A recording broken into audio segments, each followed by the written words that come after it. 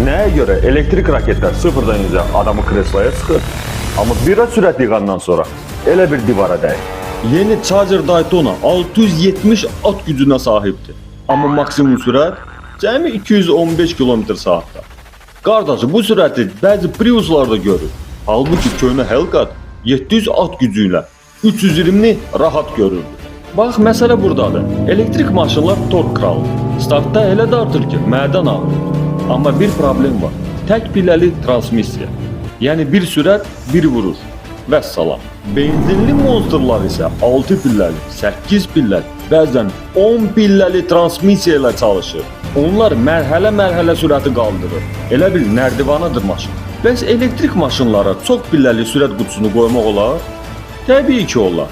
Amma avtomobil ağırlaşır, yürüş məsafəsi azalır, sistem daha mürəkkəbləşir, qiymət isə qalxır. Maşın sanki əcəlli bir boksçuya oxşuyur. Güclüdür, amma tez yorulur. Bir sözlə desək, elektrik maşın sprinterdir, benzinli isə marafonçu.